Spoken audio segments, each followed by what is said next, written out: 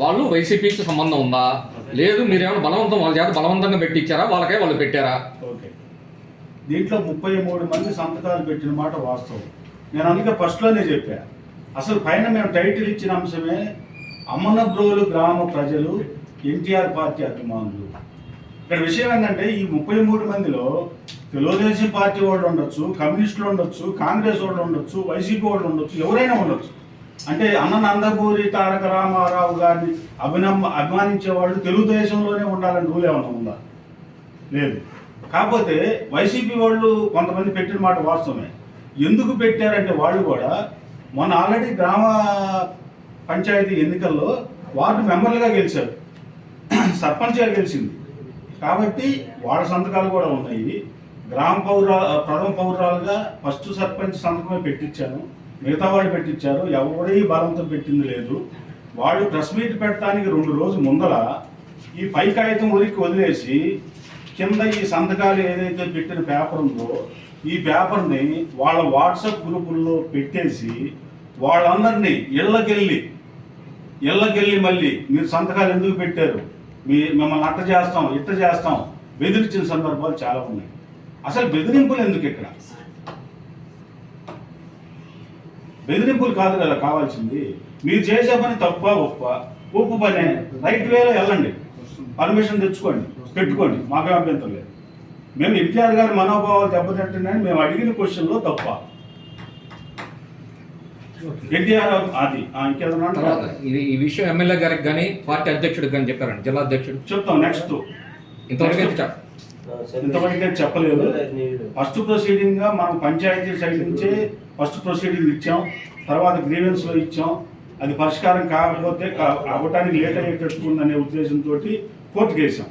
Next Telugu Desam party అధ్యక్షుడిని కలుస్తాం, జనార్దన్ గారిని కలుస్తాం, అవసరమైతే లోకేష్ బాబు గారిని, చంద్రబాబు నాయుడు గారిని కలుస్తాం.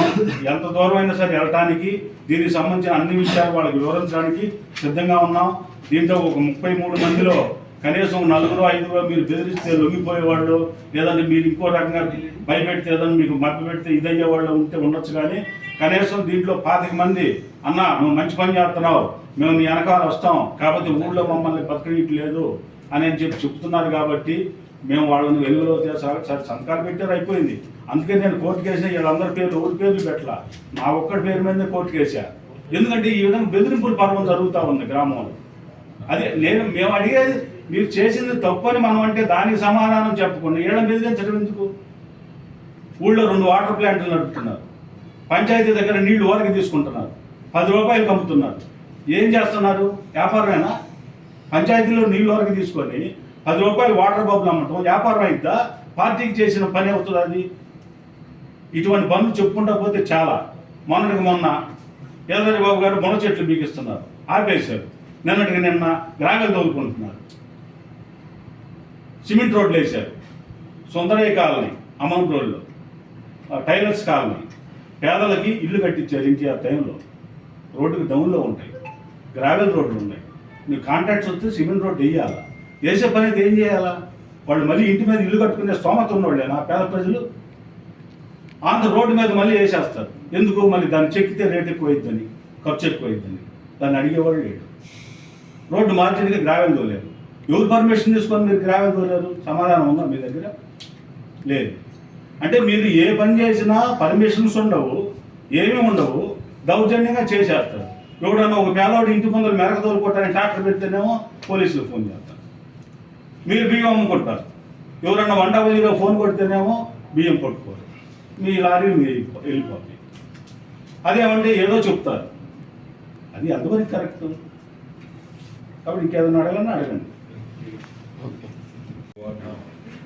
అమ్మందూరు గ్రామంలో 14 వార్డులు, 14 వార్డులకు గాను మేము గెలిచింది 10 వార్డులు, ఏరీ చౌదరి గెలిచింది 4 వార్డులు.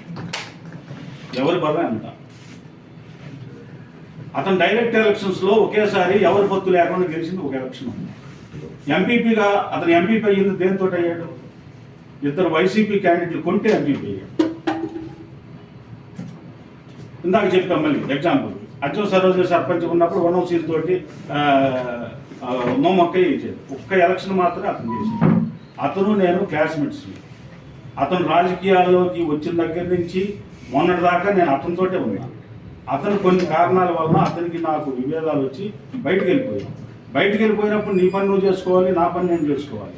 ఏదైనా చేస్తుంటే బెదిరింపులు, కక్షపూరితమైన చర్యలు, వేరే వాళ్ళతో కొట్టించడం, తిట్టించడం, ఇటువంటి చర్యలు ఇది మంచి పద్ధతి కాదు. రాజకీయంగా ఉన్నామంటే ఎందుకు ఇవన్నీ చెప్తున్నానంటే అండి, మేము ఇన్ని రోజులు కూడా ఇన్ని జరిగినా చాలా సందర్భాల్లో కూడా మేము ఎక్కడ మాట్లాడాలి. ఎందుకంటే అంటారు కదా సామెత అన్నట్టు ఉన్నోడు పోయినోడు ఇంకోటి అన్నట్టుగా పోయినోడి మీద మనం విమర్శలు చేయడం కరెక్ట్ కాదు అనే ఉద్దేశంతో చేయట్లా. కానీ ఈ ఉన్నోళ్ళు కూడా అతనికంటే ఎక్కువ యాక్షన్ చేసే పరిస్థితికి వచ్చేసారు ఈరోజు. మరీ దారుణంగా ఇంతవరకు చరిత్రలో అమ్మనవరోజు చరిత్రలో ఏ రోజున కూడా ఓసీ కమ్యూనిటీలో ఎదరోళ్లే 3 స్టోర్లు తీసుకొని నడుపుకుంటున్నారు. ఏ చోదరి దగ్గర బంధువు ఎక్కడన్నా ఉందా ఇది? ఇట్లా నేను తెలుసుకోండి, మీరు గ్రామాల్లో తెలుసుకున్నా మీకు తెలుస్తాయి. వైశ్యాసు, బ్రాహ్మిన్స్ వాళ్ళంతా పేదవాళ్ళు జరుపుకుంటుండేవాళ్ళు ఇంత ముందర స్టోర్లని. ఇప్పుడు ఏకగ్రీవంగా వాళ్ళే చేసుకుంటున్నారు. కాబట్టి తెలంగాణలో వచ్చినందుకు పాత్రికేయ మిత్రులందరికీ ధన్యవాదాలు తెలియపరుస్తూ ఉన్నాము. ఇంకేదన్నా ఫర్దర్గా చెప్పాలనుకుంటే ఏదన్నా సందర్భం వచ్చినప్పుడు మేము చెప్తాము.